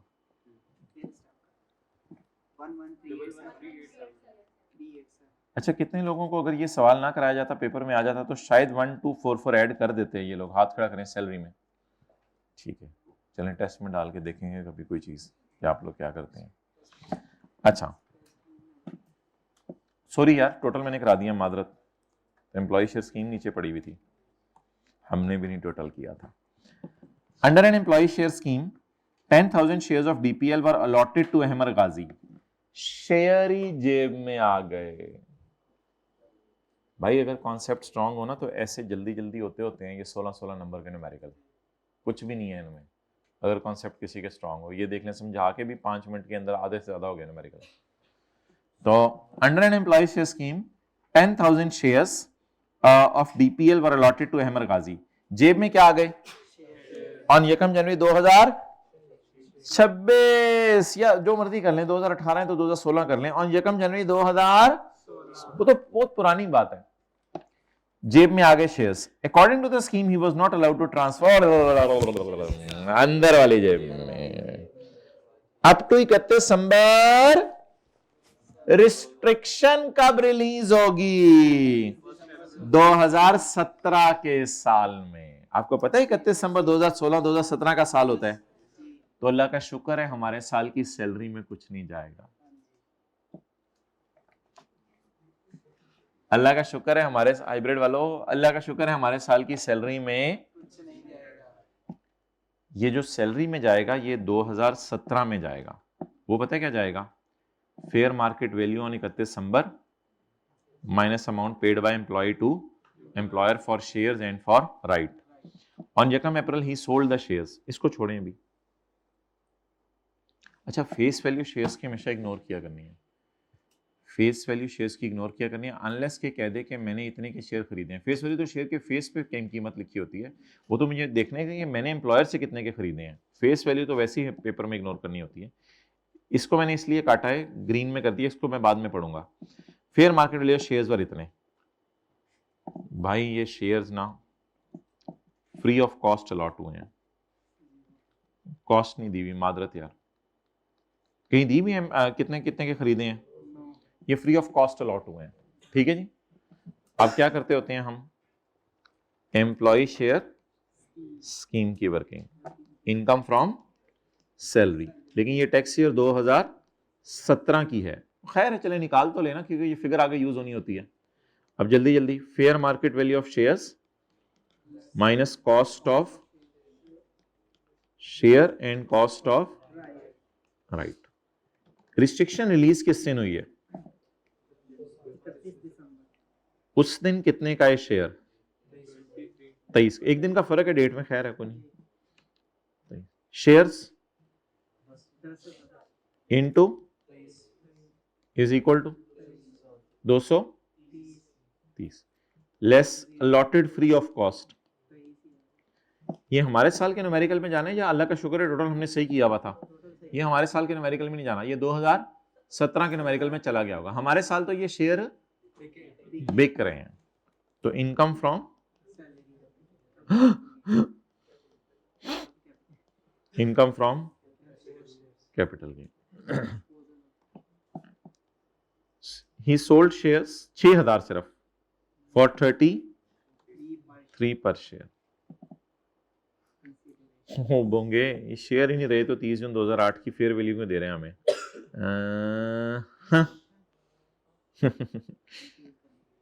तो शेयर नहीं, शेयर वैसे रहे तो हैं 4000 बाकी पड़े तो हुए हैं, लेकिन ये फेयर वैल्यू क्यों देनी, बस जकम अप्रैल को शेयर बिक गए हैं। कंसिडरेशन कितने शेयर्स, कितने के बिके हैं, 198 less where cost is sum of A, B, C. A is the cost of, ये तो याद है ना, मैं लिख नहीं रहा, टाइम नहीं इतना। B is the and C is income from, लेकिन एक काम करना है, ये 10,000 की है और मुझे 6,000 की चाहिए, 138 6T। ये क्या आ गई, income from normal separate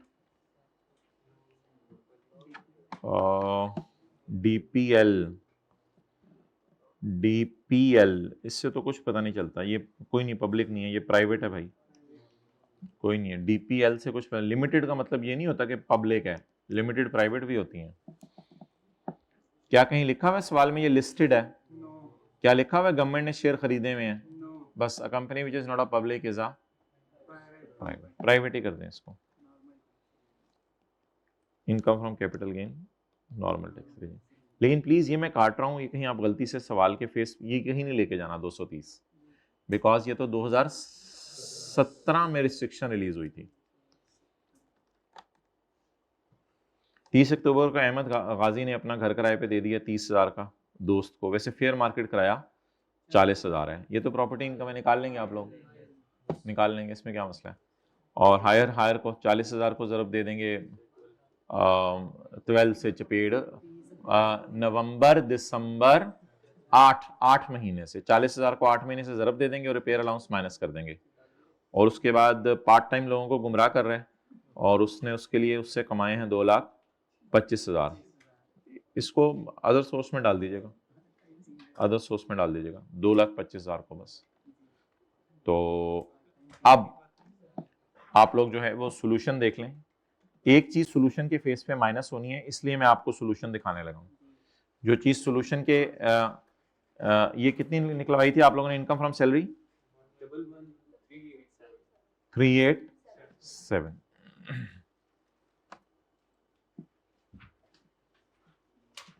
question number कौन से, 27।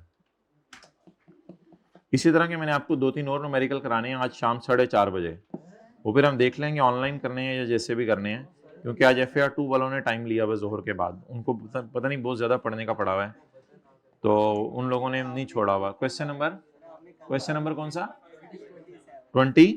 कितने लोग कह रहे हैं बातें करने थे हमें, आप 1-2 न्यूमेरिकल कराएं आराम से, हमें फ़ायदा होता है।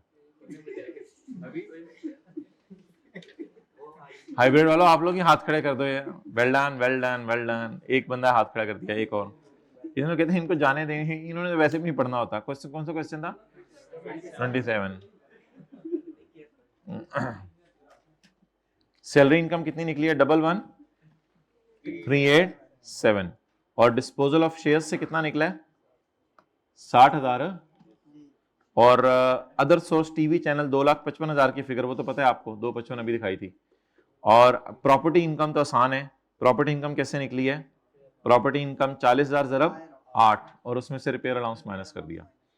ये हमारी निकल आई टोटल इनकम, और टैक्सेबल इनकम भी यही है।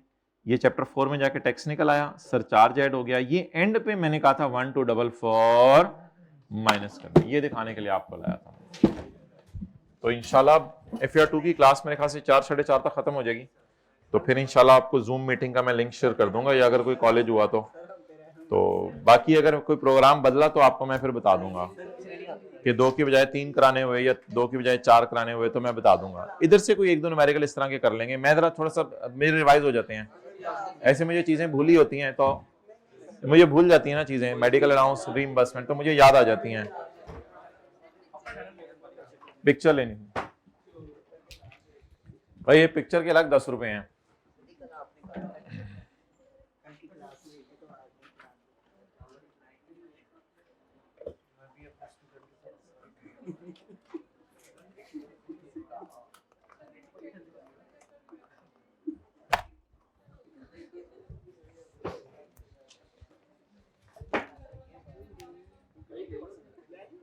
हो गया शुरू? अच्छा भाई, खुदा के लिए पढ़ लें भाई, ये दिन बहुत थोड़े रह गए। जब सेल्स टैक्स शुरू होने तो आपको किसी चीज का टाइम नहीं मिलना। तो ये इतना आइडियल अपॉर्चुनिटी मिली है आपको, 4 दिन सैलरी बिजनेस से आप सारे चैप्टर जो है वो उठा के उधर ये फारक कर सकते हैं चैप्टर। तो खुदा के लिए पढ़ लें प्लीज, खुदा के लिए पढ़ लें, अभी इसके अलावा आपको टाइम नहीं मिलना। ठीक है जी, अस्सलाम वालेकुम।